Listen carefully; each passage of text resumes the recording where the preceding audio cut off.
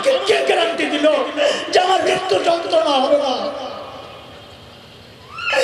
আরে ওমর তো গ্যারান্টি পাইছে, ওমর ফিল জান্নাহ, ওমর জান্নাতি। আবু বকর তো গ্যারান্টি পাইছে, আবু বকর জান্নাতি। আমাকে আপনাকে কে গ্যারান্টি দিল যে আমাদের কবরের আযাব? কে গ্যারান্টি দিল বলে? আবু বকর তো গ্যারান্টি পাওয়া মানুষ, তাও এত চিন্তা। ওমর তো গ্যারান্টি পাওয়া মানুষ, তাও এত চিন্তা। আমাকে কে গ্যারান্টি দিছে যে আমি জাহান্নাম থেকে বেঁচে যাব, জান্নাত পাওয়া যাব? ওমর তো গ্যারান্টি পাইছেন, ওমর ফিল জান্নাহ, তাও কান্দে, তাও কান্দে। আমার আপনার চেহারার দিকে আম ঘাস সব শ্রেণীর মানুষের অবস্থা একটাই, চেহারা দেখলে বোঝার উপায় নাই যে মানুষটার মৃত্যুর ভয় আছে, বহুদিন বাঁচবে। আরে এমনও তো হতে পারে এই জায়গায় বহু ভাই আছে, বহু মানুষ আছে যার কাফনের কাপড় দোকানে চলে আসছে। জান্নাতের সুসংবাদ পাওয়া ওমর, নবী যার বাড়িও জান্নাতে দেখছে, সেই ওমর মুখটাকে নিয়ে জমিনের উপর রাখছে, গালগুলাকে মাটির সাথে ঘষতেছেন আর কাঁদতেছেন, বলতেছেন ওয়াইলুল লাকা ইয়া ওমর ইন লাম ইয়াগফির লাকা রাব্বুক।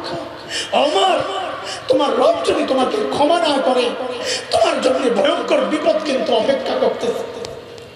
ওমরের আখিরাতের এত ফিকির, আবু বকর এত বড় মানুষ, আখিরাতের এত ফিকির।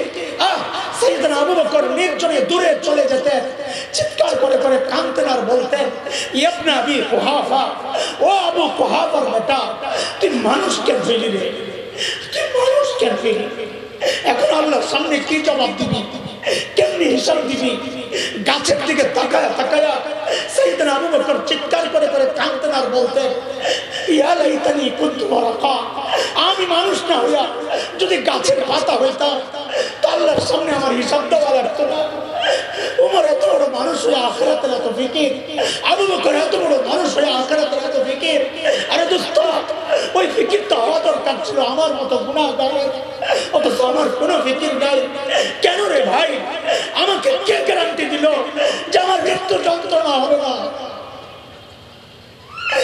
আরে ওমর তো গ্যারান্টি পাইছে, ওমর ফিল জান্নাহ, ওমর জান্নাতি। আবু বকর তো গ্যারান্টি পাইছে, আবু বকর জান্নাতি। আমাকে আপনাকে কে গ্যারান্টি দিল যে আমাদের কবরের আযাব? কে গ্যারান্টি দিল বলে? আবু বকর তো গ্যারান্টি পাওয়া মানুষ, তাও এত চিন্তা। ওমর তো গ্যারান্টি পাওয়া মানুষ, তাও এত চিন্তা। আমাকে কে গ্যারান্টি দিছে যে আমি জাহান্নাম থেকে বেঁচে যাব, জান্নাত পাওয়া যাব? ওমর তো গ্যারান্টি পাইছেন, ওমর ফিল জান্নাহ, তাও কান্দে, তাও কান্দে।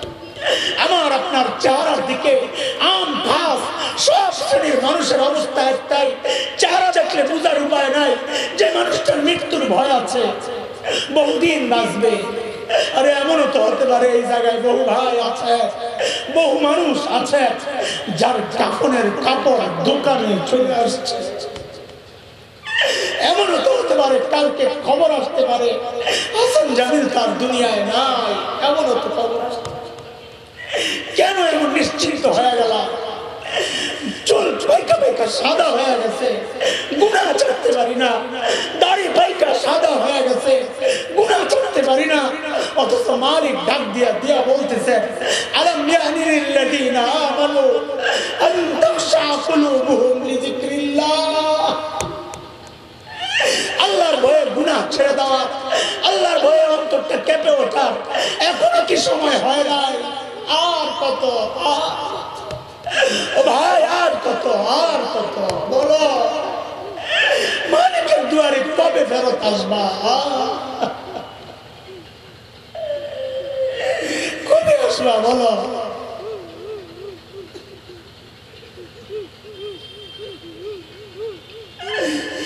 আল্লাহ মাফ করে দাও, আল্লাহ মাফ করে দাও। এই জন্য আল্লাহ মায়া করে ডাক দিয়া বলতেছেন ইয়া আইয়ুহাল্লাযীনা আমানু তাকুল্লাহ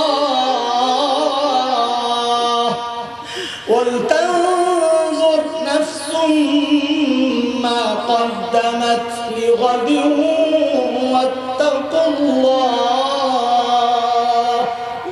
প্রত্যেকটা মানুষের উচিত আখিরাত নিয়ে চিন্তা করা যে আমার মালিকের সামনে আমি কি নিয়ে দাঁড়াবো, আমার পুঁজি কি, আমার কামাই কি, আমার সম্বল কি।